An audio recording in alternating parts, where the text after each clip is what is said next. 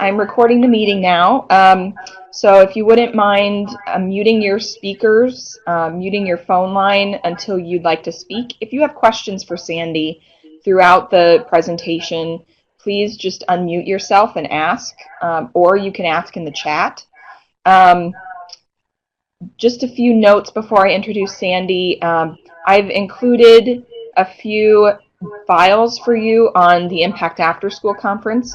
Please make sure that you're registering for the conference if you haven't yet. And if Barb Schmitz. And also we have Winters Kelly. Welcome. We're getting started here today. I've also included a flyer for an upcoming conscious discipline training. So if you have the computer speakers on your computer, please turn them off. There's some feedback. There's an upcoming conscious discipline training everyone is invited to. It's paid for by United Way of Central Iowa, but anyone can attend, and it's only $37. So I would recommend attending that session, 2-day session if you can, bringing some staff.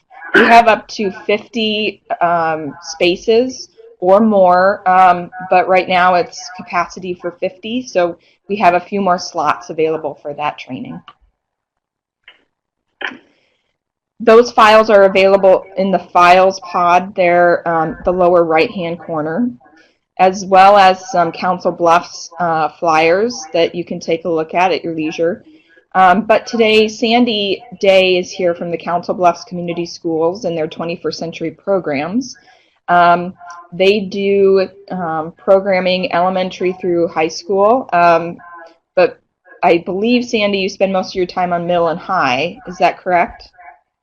Well, as our cohorts are growing, it's kind of even all the way around. But I do have an assistant director, and she's been assisting quite a bit at the elementary, which has let me be freer on the secondary side. That's true. Great.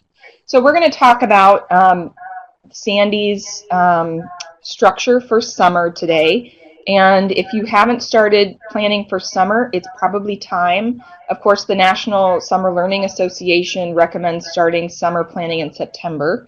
We're in January, at the end of January today. But it's never too late to start planning a really great summer. And we know that summer learning loss is really critical. Again, if you have your computer speakers on, please turn those off. So summer is an important topic to be discussing, so we hope that you get something out of this presentation. Sandy's always a really great presenter and is very passionate about what she does, and so we're excited to have Sandy with us today, and I'll hand it over to her. Thank you so much, Michelle. Hi, everybody. Happy Tuesday. And my topic today, of course, is summer learning and how Council Bluffs is doing it now. What I would like to do, if you don't mind, I want to just back up a little bit and talk about what it was before we created what it is. That's a little convoluted, but anyway, here we go. I want to talk a little bit about, in the past in Council Bluffs Community Schools, summer learning was really kind of a hodgepodge, and I guess the biggest thing that's come out of this partnership between the people you see on that screen is we have a really robust, cohesive K-12 program now, and I'm really, really proud of it. But prior to us all getting together and kind of wrapping our arms around what this could be, the Council Bluffs Community Schools did have an elementary summer program for the last, well, this would be, so 7 years prior to last year, so currently going on 8 years. And the two main partners there were the Council Bluffs Community Schools, of course, and then they had written a summer learning grant to the Iowa West Foundation. And what that used to look like was, it was select program for students who, we use the FAST assessment here. We do a fall assessment of students, and then we do a spring one. In fact, we're right in the middle of the spring FAST right now, assessing our elementary students' reading abilities and where they are, so that they can be passing their grades and, of course, that test, and just being successful in general in everything they do. So the criteria for those selected students, and it was about 400 students. So K-12, Council Bluffs Community Schools has about 9,100 students. Elementary-wise, we've got somewhere around 4,000-ish, and the rest are sprinkled on the secondary side. But of those 4,000-ish students, about 1%, 400 were targeted specifically for a summer learning program, essentially to curb the summer slide. That initial program used to be literacy and numeracy, and it was a morning program only that got out right after the free lunch program took place at each of those elementaries. And again, in the past, there was one elementary on the east side that was selected, one elementary on the west side of the city. Kind of have a tale of two cities going on over here, divided by our viaduct, which goes right down the center of the city, really. So the west side, it has more poverty, a lot more poverty than the east side, and so they in the past had a site on either side of that viaduct, so that we didn't have to take kids too far from home. At any rate, the program ran 6 weeks in the past, and it was a 4-day program, morning only.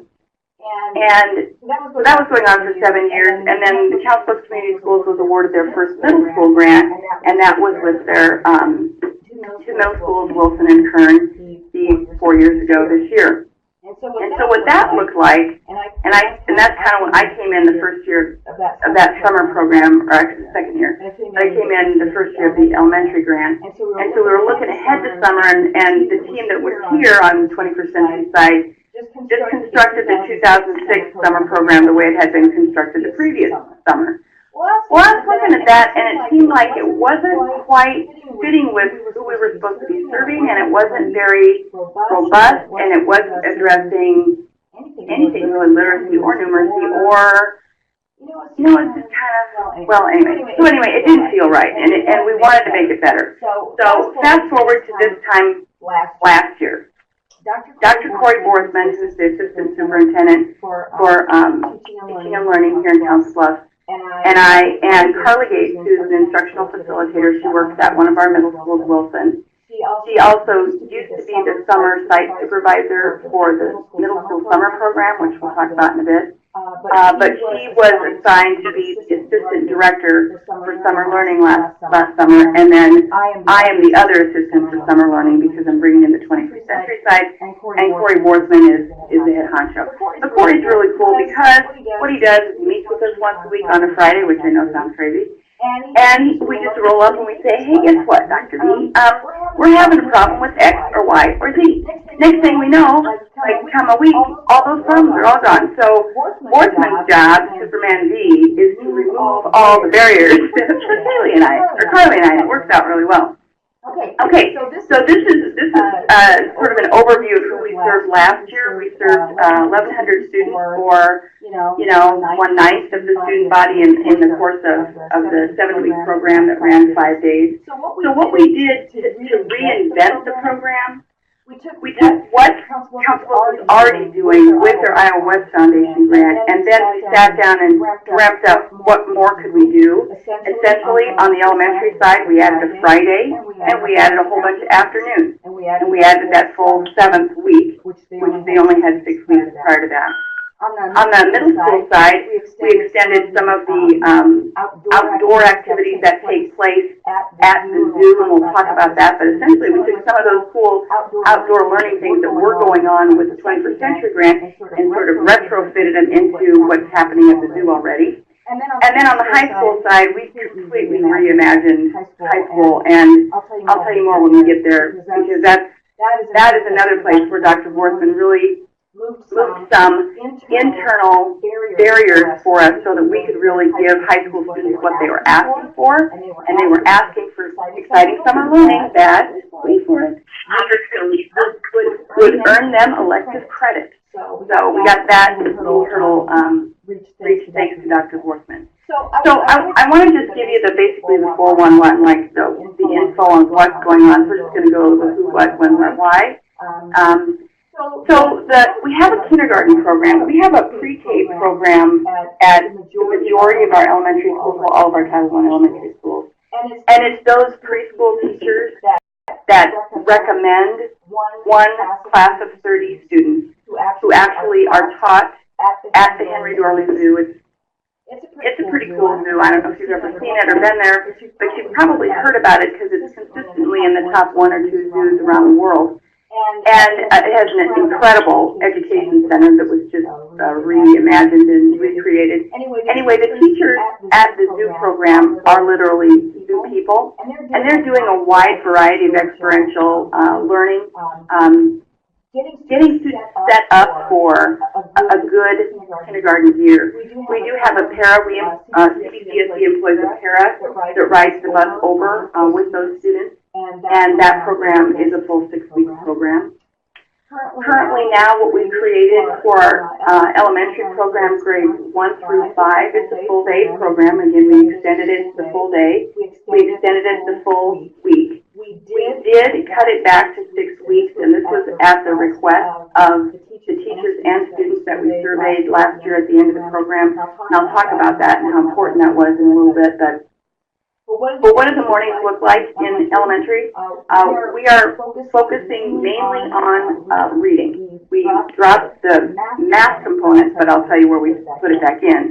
We dropped that math component because we wanted a full 2.5 hours, which is what we needed for this research project that we're doing with Dr. Deborah Reed, and again, I'll talk about that more in a little bit, but we needed a certain amount of clock hours, and so we needed the full morning on reading with WonderWorks. And so after breakfast, students do the WonderWorks material in large groups, small groups, independent reading. We pull them out for different interventions. And then we break for lunch, recess for lunch. We'll create corner activities, and then the afternoons are all engaging elective field trips. And for example, how we get the math in is a number of ways, but anything from a cooking kind of club that has picked up, it's calling the elective is called Grow in the Garden, where students spend a portion of the week, typically Monday, Tuesday, Wednesday, Thursday of the week, tending a garden in this particular case, or learning about seeds or whatever that case may be. Typically, well, the first group of the year that does that, we like to have them actually plant a seed so that by the time they leave, they can take that little seed home. It's already growing and that sort of thing. But our big partner there, of course, is Hy-Vee, because they have a community garden. Students go there, and through the activities on site and then the cooking, we are building in math activities throughout that afternoon. And that takes place Monday through Thursday, those electives. The Friday afternoon, we're calling them Fun Fridays, and this is where we're giving out our incentives. Incentives are big. I know we've talked about this before in our communications committee regarding summer learning. You can identify them all you want. You can sign them up all you want. You can pretty much email them to death all you want, but if they don't come, it's not going to make a difference in their learning. And so we did come up with a pretty robust plan for incentives, and one of them happens in Friday afternoon. So students will typically participate in fun games in the afternoon. Then we may go to the movie theater, go to the zoo, the children's museum, Gifford Farm. We have a great, robust choice for fun Friday afternoons, and setting those up as soon as possible is the key. In fact, we're here right now in January, and the team member I've asked her to put these Fun Fridays together because she did it last year and did a beautiful job. She has finished all of those now, and the partners know we're coming, when we're coming. That way I can get admissions paid in advance. I don't have to worry about all that stuff. So anyway, what does it look like at the Henry Dorley Zoo? We have grades 6, 7, and 8 at the Henry Dorley Zoo. Oh, that elementary program we're targeting to serve 510 students. That is 6 sections of 15, grades 1 through 3, and then 2 sections of 20, grades 4 and 5. So if our incentives work, and if our recruitment works right, we're hoping to be able to serve 510 students, which would be about 100 more than we served last year, which is kind of groovy. The middle school program is also conducted at the school. However, it's conducted with our teachers. We have 6 teachers that go. So we have grades 6, 7, and 8. And as you would expect, our biggest class in there is typically the 6th graders. So we typically have two-person teams that take on those 6th graders, and then we have a blended 7th and 8th grade team. We serve a total of 180 times 2, so 360 students for the middle school. That's the number. And this is not about targeting specific students who are not on track. They're invited, of course. This is about engagement, engaging yourself in learning, and learning from a different perspective. The majority of the learning that happens at the zoo happens in different areas of the zoo. And the overarching theme of that learning is, what are the impacts of man on our environment? And we look at several things. So we look at natural resources, so dirt, air, water. I believe that is the 6th grade focus. And so in our zoo, there we have a desert dome, and we have a rainforest, and then we have other areas that represent different parts of the world. And so students can study impacts of, let's say, pollution on Omaha, like they step right outside their classroom. But what does that look like in a desert dome? What would that look like in a rainforest environment? And so a lot of that learning takes place out in the actual exhibit, which is really a cool thing to see. Our students wear, they identify themselves wearing their summer backpacks, and that's how, of course, they're with their teachers and their para, but zoo people can identify our folks by their backpacks. And then the high school program is really one that I might have alluded to earlier. I'm just so thrilled with this program. That first bullet, the credit recovery, has always been going on in Council Community Schools, and it goes on the mornings of the month of June. So we go the last 3 weeks in June for that program, because the first week of June we're still wrapping up regular school. And that takes place, as I indicated, in the morning. That's for any student coming in as a new freshman. They can earn initial credit. That's a little piece we pushed in, the Explore team pushed in. But credit recovery has always been around. So grades 10, 11, and 12, and potentially graduating seniors can recover credit the month of June in the morning. Here's one thing that the 21st Century team really pushed for, and our new structure really pushed for with Dr. Borthman and Teaching and Learning, and that is to take a look at career pathways.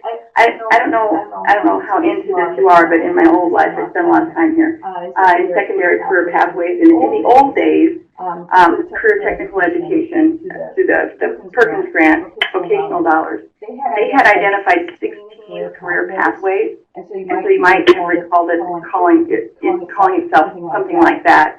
Well, here recently, those have been reorganized into career service areas, and there are only 6, so it's a little bit easier to remember actually when you think about it. But like one career service area is health education. Well, all of the different occupations that go into health education, there's like 200 of them. So I mean, in a way, it helps you kind of think about it in an overview way, but it doesn't get you down granular into what is really represented there. But that's our job, I guess. So anyway, we created these things called Career and Trade Explorations, and they run the full afternoon of both June and July this year, as they did last year. We test piloted them last year, and they were a huge success. And what that looks like is this. So again, we're in June. We're in credit recovery month for high school students. Students come in for breakfast. If your breakfast program is a free summer meal program, they go do credit recovery. They stay for lunch. And then they go to their classroom where they're going to study a particular business or organization that they're going to actually go out and see later that day. And so the teacher will, guide them to a set of exploration questions. What does this business do? What is their mission? What's their structure look like? Can you tell from this webpage? And then we all load our Chromes and our bodies into our bus, and we head on over to whatever that organization is. Typically there is a meeting, so there's a large sort of lecture. Here's what we do here. There's typically a tour. Students get to ask really deep questions. And then depending on where they're going, we had a couple trips last year where we went to Lincoln, Nebraska, which is about an hour away. So if we're not going to Lincoln, we'll have time back at school to debrief a bit, and so that students can jot up a few notes, because the last day of career exploration is the last day of credit recovery. That's that last day of June that we have programming. And their job that day is to present a capstone project. It can be, a diorama, it could be a PowerPoint, it could be anything that talks about their experiences, and they need to pick at least 5 businesses that they went to and tell why and why not they see themselves working in that area. The compare and contrast, the judgment calls students have to make about what they saw going on in that business really gets to a level of learning that you would have difficulty recreating in a regular classroom setting or from any textbook. I was fortunate enough to be able to be in attendance for both of those capstone projects and hearing students talk about what they learned. And I'm paraphrasing here, but 2 students always stick out in my mind. So we had regular businesses, but then I also wanted to make sure that students had an experience with nonprofits, because students don't understand what nonprofits are. Heck, some adults don't understand what nonprofits are. My favorite question was, so if you work for a nonprofit, does that mean you don't get paid? And of course, giggle, which is a normal question, right? Because what does a nonprofit mean? Well, it was really cool to be able to get kids to be thinking about the world that way. That they're a business that are in it for the good of all mankind. They're not in it to make a profit. So that was cool. And that one young lady, when she was talking about that program or that business that she went to, she said, I don't see myself working in a nonprofit because it's not my area of strength. And she said something like, but I did learn that, you really don't make a lot of money in a nonprofit, but for some people, it's not about money. For other people, it probably is. And I thought, man, if I had known that at age 16, geez, how far would I be today? Anyway, that was awesome. And then we also had one young lady who is an artist. She does pottery, like physical art. And she went to visit a welding business.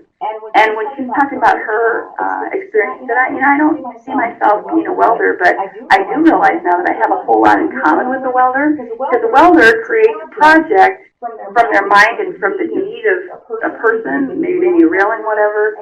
And so this welder creates something out of nothing using their brain material. And she said, and I do that too. Oh man, I could go on and on about this, but I won't. But that was so cool to get those kids out of the classroom, learning about a business, and to picture themselves there. Yes or no, yes and no. Okay, so those are for credit. There's one elective credit tied to each of those months, one for June, one for July. And then we created our very first year with our high school program. We created a career institute. Our very first one was at Iowa Western Community College. And it looks like this. We pick typically service areas, career service areas, based on the availability of the staff at this particular institute to want to or to be able to teach high school students a skill. So the last 2 years, the health industry has been really popular. Radio broadcasting has been really popular. Last year, we added a diesel mechanic. We're going to keep that one in there because we got some good feedback on that. So, for example, one of them was biological sciences, and this teacher who teaches at Iowa Western Community College walked in. Hearing this young man talk about this experience was amazing.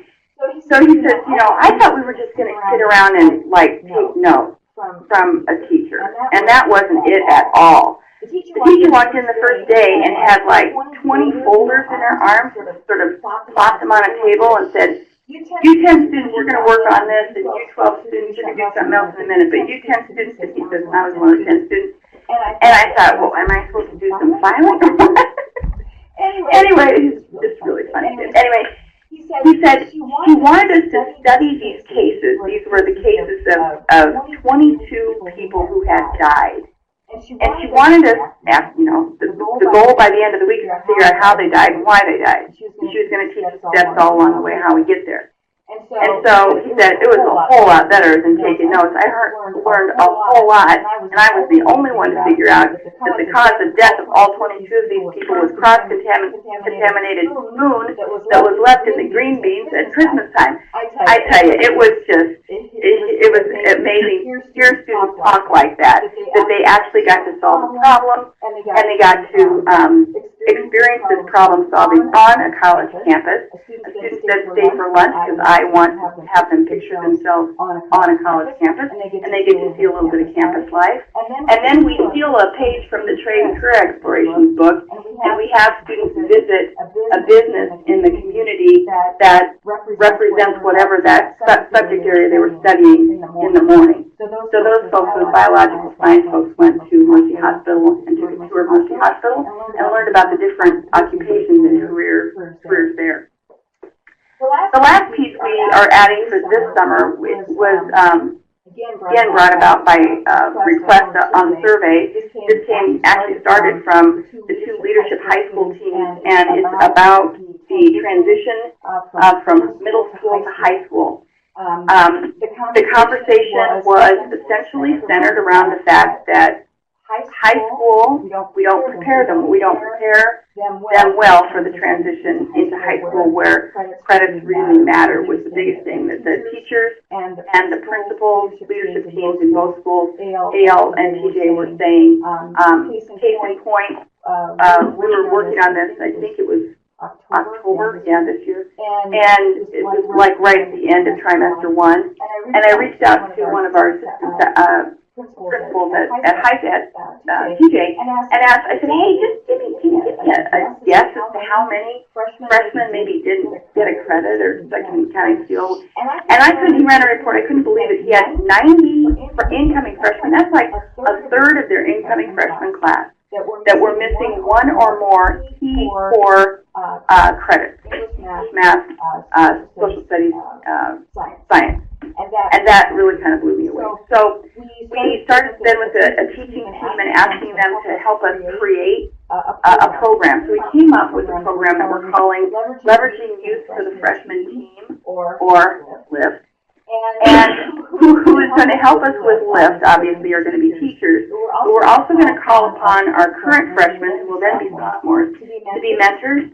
And these mentors will also be earning elective credits for their LIFT experience. And we see them as doing a team-building, fun activity that starts the morning, this will be in July. And then teachers take over from there, everything from as you'd imagine, a scavenger hunt to a people scavenger hunt, including the main players at each of the high schools, principals, all those people are going to volunteer their time to come in and do this for one day. Amazing. Anyway, and then there'll be different games. We're gonna, the Price is Right. I don't know. I think the Price is Right. It's not a good fit for this, but these teachers think the Price is Right for how important are your credits. So they're gonna create that game, and we're gonna test run that with one of the real-time classes at AL. Real-time is their homeroom class. So we'll see if that works there. And then again, students will be getting that freshman morning, will be, whether they're incoming freshmen or existing sophomores, will be getting credit, and then we'll be doing the career exploration in the afternoon in July, also to earn credit as well. So that's kind of the overview of what, and the when. I'm so glad, Sheldon, that summer National Summer Learning Association is suggesting that you start planning in September, which is what we have gone to now, because last year we started at this time. And while we were able to pull off a pretty cool thing, we did realize that starting sooner would be would be better. And two things are really sort of guiding this whole thing. And this is the slide that everybody's going to go, oh my gosh, my cheese got moved all over the place, just been drug all over Iowa. But when we showed this slide to the superintendent after we created it for another reason, it was to show the site supervisors. She said something, Dr. Merle said, you know, you got to be careful how you roll this out because people think of summer learning as something that you throw together in maybe May. And so we laughed quite a bit, right? Because we had started last year in January and realized we weren't starting enough. And the overarching reason we want to do this is we want to change the perception of what summer learning is. If we have to throw a program together in May, we can, but it's not going to be as impactful as if we really plan for it and use input from stakeholders to do that. So at any rate, our this school year, 2017-18, we started, Carly, Corey, and I started that first week after Labor Day on Friday. Our meetings are Friday from 3 to 5 o'clock, which is the thing because nobody wants to meet then, which is really cool because there's nobody down here at central office bothering us. We go into our room, we shut our door, and we plan like crazy men and women. First thing we did was take a page from the Vic Jarrett's playbook, and we did survey all students and staff and parents at the end of last summer school. Man, we got a lot of good suggestions. Some of the suggestions we knew, were probably not going to be implemented, but we took an 85% threshold. We said if people are agreeing or strongly agreeing at a total of 85%, we're going to look at that issue. And a couple issues were, one was length of time. Teachers were asking for a week off before they have to start real school. So that number was actually 95%. And actually parents were asking for a break. Students didn't necessarily have much to say about that. They were more concerned, students were more concerned with the fact that it was going till 4:30. They felt they were too exhausted. So we backed it up and we're going to be dismissing at 3:30 this year. So those two things, I know it sounds simple, but we had to weed through a lot of other stuff, but those are two things that we did change for sure. We changed a couple of other minor things. The next big thing was posting the job. Making those suggestions in programming had an impact on positions we needed to hire for. So we had to update some job postings. We had to create some. Carly, Corey, and I created those, went through those, made sure we were going by policy, gave them all to HR. They tweaked and then put up our site supervisor hire request November 1. We interviewed and hired people by December 1. We have our 4 site supervisors placed for next year, and that's cool because put up the rest of our teaching positions and para positions, health and aid and all that stuff. So those 4 people will be helping Carly and I go through all of the applications and interviewing process. So this is kind of cool because it rolls up, each month kind of rolls up another layer of people, and by the end of February we'll have all of the teaching positions in place so that all of the Google Docs and calendars that Carly, Corey, and I have been working on share with those people, and they can begin at the end of February, beginning of March, when we're starting to enroll students by tweaking their elective lessons, adding anything that they want to add for those elective lessons. One of the things the research study that minutes was we needed a lot more training for our teachers. Our fidelity of implementing WonderWorks was just not there where it needed to be. When you think about that, you're going to be surprised with the great progress we made in grade 1 and grade 4, but regardless, I'm getting ahead of myself. March 1, we started enrolling students, and who we target for those 510 slots for elementary students will be students who did not pass, were not proficient on either the fall or spring FAST test, or both, or if they were just barely squeaking by. In other words, kids who were barely proficient and who, given what we know about summer reading loss, are going to slide backwards. Those are the folks we're going to invite to enroll in summer school, and we're going to be inviting them via Power School, our electronic student information system. Technology can create a little button they'll go on the parent portal page. So parent logs in. This button, if your child qualifies, is going to pop up, enrolling you in summer school, and it will be a whole bunch of other information there. Then we can query that report, find out who has enrolled, who has not enrolled, and then target recruitment from that list. That will be going on from March through May, well, really through when it opens in July. But it is in May that we definitely start sharing our spreadsheet and all of our enrollment information with transportation and nutrition, because they are two key components of what we do. Summer learning for us will open on the 11th of June, and it will close on the 27th of July. And we're going to take essentially the month of August, take a break, and try to get regular school organized. I wanted to just say just a couple other things about some logistical pieces. This summer, instead of having the two sites, one on either side of the viaduct, we're going to go with one. The one reason we decided to do that is when we did an analysis of our budget. Corey Borthman was working on the Iowa West side. I was working on the 21st Century side. We got our heads together and we said, well, gee, between us we got about 30 degrees. How come is it we think it's a good idea to run sites half full instead of one site completely full? That doesn't make sense.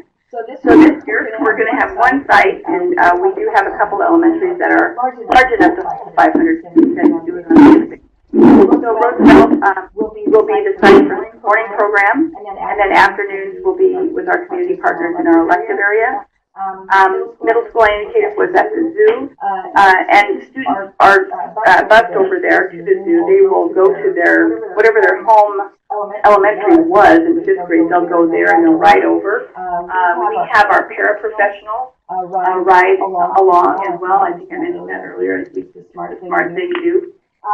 Nutrition Services delivers breakfast and lunch to both the kinder and middle school programs at the zoo. That's why we need to make sure we're keeping them abreast of who all has enrolled. And of course, that goes through all levels because we keep them abreast of what's going on with the elementary program and the high school program, so they know how many to definitely account for in our programs, because of course in the summer there's more families in the community than just our students.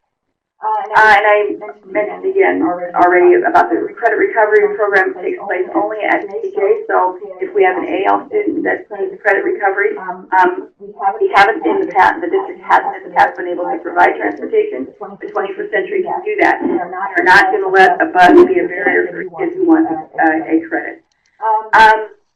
And again, lifts will be at both high schools because kids are transitioning into one or the other. And we have expanded our first year. We only had Iowa Western with the Career Institute. We've expanded to last year we had 3 different colleges involved. This year we have a new one, College of St. Mary, and that's going to open up probably the 1st of August is what is looking good for them. So the Career Institute will run into August probably because that's the date they proposed to us. Okay, and we all know why, right? We all know why we do summer learning. I'm so excited about what Dr. Deborah Reed found in our study last year. So in May, all the students that qualified, I think I mentioned who they were, for the elementary summer program, and she's only studying our summer elementary program grades 1 through 5, those students, because those are the ones that are taking that WonderWorks treatment. All the students that qualified for that program took a rapid assessment. It was a pre-test in May. And then all of the students that qualified took some rapid assessment post-test in September. Now, this is cool because we have the same pre-test, post-test, and the treatment are the kids who took the program. Our control group are the group that did not take part in the program. And so look at this first bullet. I mean, this just blows me away. I just looked at this right from her report. So significant and substantial improvements were made in the 1st and 4th grade comparing the spring to fall testing of students in the summer program as compared to students who did not attend summer school. That's amazing to me, especially when I'm going to give you that sort of indented bullet point. She called us out on the fact that we are not implementing. The fidelity numbers are bad, so that's why we're doing monthly training from March to May to try to make sure we're implementing the program with validity and fidelity. But the other bullet is to me as important. The post-test also revealed, though, that the students in grades 2, 3, and 5 did not lose reading skills. However, the control group did. So in this case, even is a win, in my opinion. We didn't go backwards because we know what would have happened if we had done nothing. They would be losing some of those reading skills. Okay. All right. Oh, bummer, a couple of my pictures didn't show up. Imagine, if you will, in the upper right-hand corner, there's a picture of about 35 community partners. We have a Partners in Pastries celebration that we do in March of every year, and we get as many partners together as we can who have time to come and learn about some of the impacts they've made on students throughout the course of the school year and in the summer. And then I also had a couple other pictures of students doing groovy things in the community. But we have 4 total cohorts, and across those 4 cohorts, we've got approximately 92 distinct partners, and a majority of those partners do double duty for us. And so, for example, I've given you a list here. So Hy-Vee does that Grow in the Garden elective I mentioned. They also became a career and trade partner this last year and will continue to do so. And they also give us amazing discounts on food for family night. The other major partner, I have to tell you, and there's no way we could pull the impact that we pull in Council Bluffs if we didn't have the school district as our #1 partner. Because we are literally part of the school district. So I'm a district employee. I'm paid by the school district. And then, my assistant director, she is a 21st century employee, and my elementary coordinator is a 21st century employee. But their offices are right here in my office area. We get access and use of HR. We get access and use of the budgetary expertise, transportation. We are called in. I represent 21st century learning when there are executive cabinet meetings. This superintendent and the previous superintendent are absolutely committed to out-of-school learning, and they show that by the resources that they put behind these programs. And I could just go on forever, but they don't charge our grant any paper fees, any printing fees. They don't charge us use of their computers. It's an amazing resource to have, and it's because of those things that we're able to touch as many students as we do. And darn it, my picture of my little girl holding up her hand saying she had a question didn't come in. Bummer. Anyway, this is the part where I'll stop talking, and I'm assuming that this will be something that you'll be able to download this PowerPoint, and those are clickable links to, well, our 21st century webpage, which holds, all of the information about our clubs, all our annual evaluations. Parents can go there to check to see, at PJ what clubs are happening today, or any of our sites. We have 9 sites at this point. And then there's our Facebook handle, and then there's a link here to the Iowa Department of Education. Came out last June, and wrote a really nice article about how Council Bluffs has reimagined summer learning and what we're doing, and really goes into a lot of the detail that I talked about here. So, feel free to share that and reach out to me if you have any questions that may not occur to you today, but are there any questions that are occurring to you today?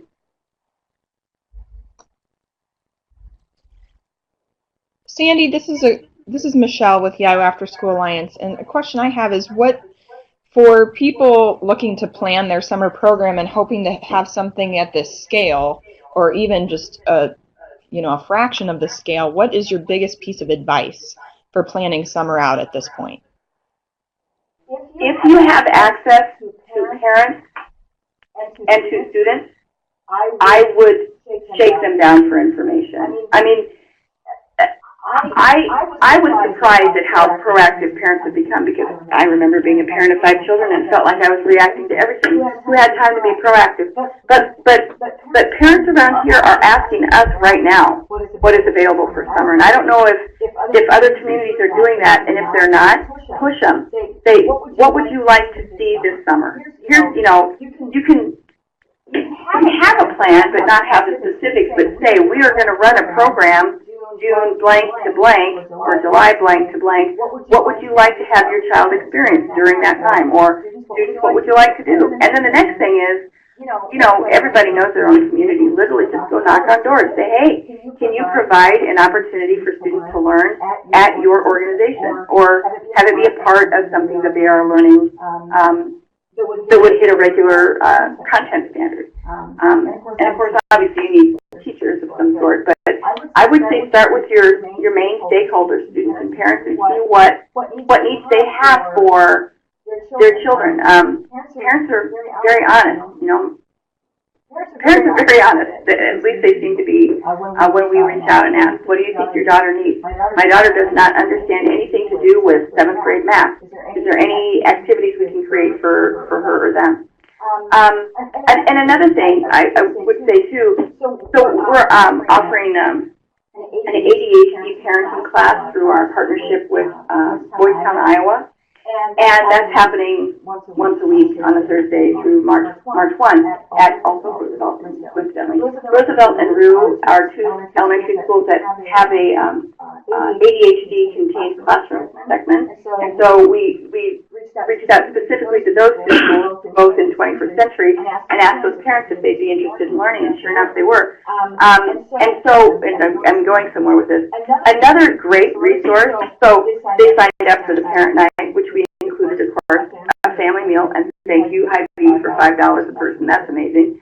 And then teachers came. We paid the teachers to watch the students and to create activities. They went to the AEA and checked out some of the grooviest, fun, young STEM activities. And did it like, because of the portal we have here, they did it in one day and had the whole 7 weeks planned out. Your AEA is a huge resource for stuff, kits, and learning manipulatives. I would certainly suggest that. And so you don't have to buy them, you just check them out. Thank you. What other questions do people have for Sandy while she's on the line? This is Barb Schmitz from Owine. Hi, Barb. I just want to, hi. You have a really impressive program, and I'm just really delighted I got online this morning and saw this.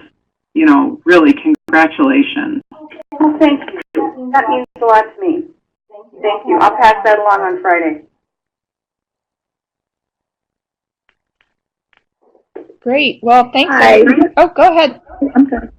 This is Billy Stone in Des Moines at Oak Ridge Neighborhood Services. And it's really nice that you are in collaboration and in a building where you are with the school system, because they are and they can be so helpful in making sure you get that right information.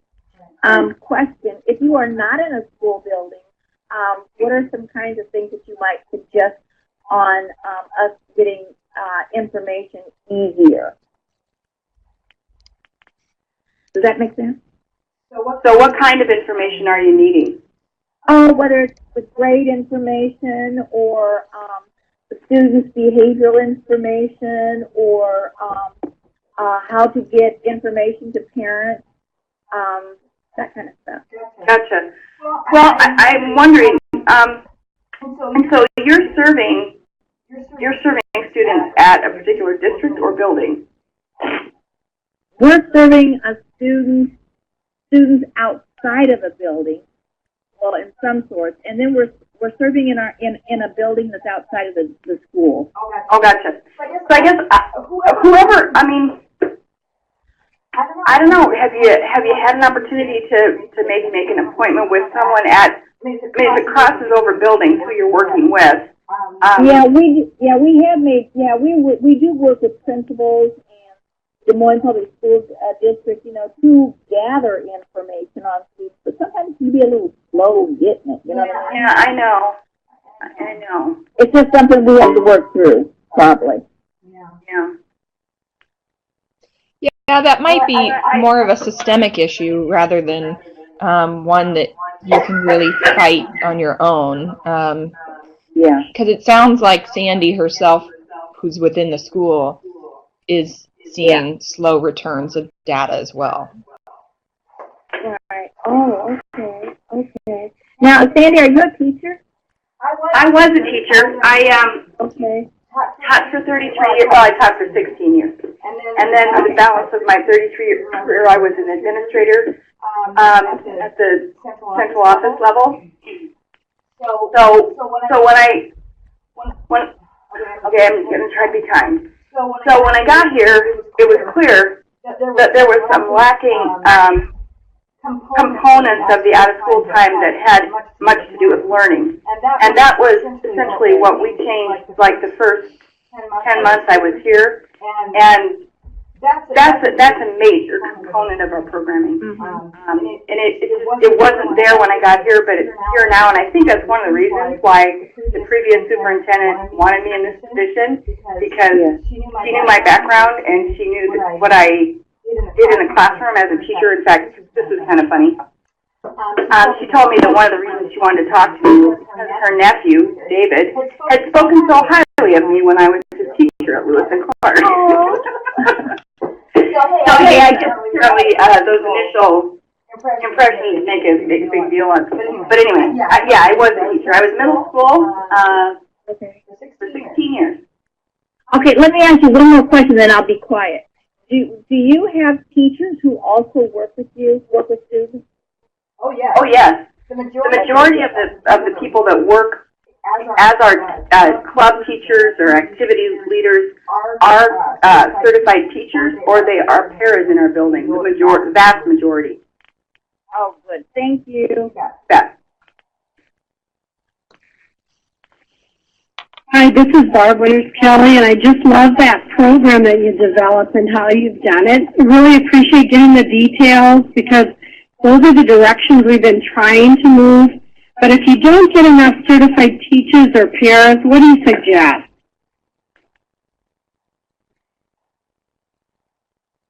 Well, we're going to need a lot of PD.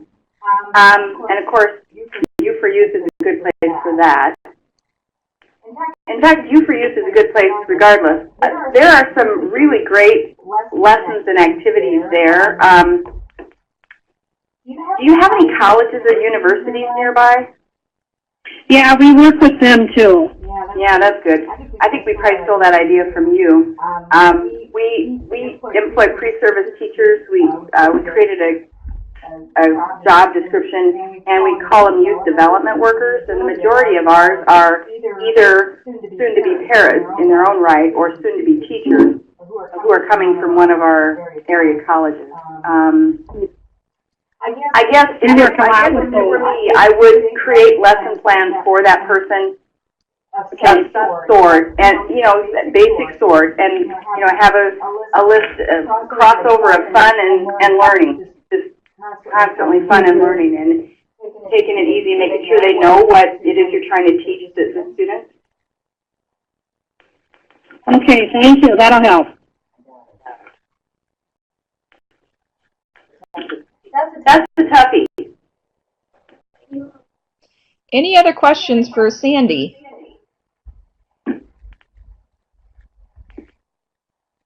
Well, thank you, Sandy, for presenting today, and I second Vic's note there in the chat that you did a really nice job, and your passion really shows through all the time when you're presenting on your program. And I think, for all the directors on the line, that is important, to have that passion, because I think that filters down to the teachers that you're working with, or the paras, or the youth development professionals. Without that excitement for what you're doing, there's probably not going to be a lot of excitement throughout the program. So I would commend you all for being good directors and having that passion. in addition to running a good program. Well, Sandy, thank you very much, and we'll let everyone go. Have a great day, and look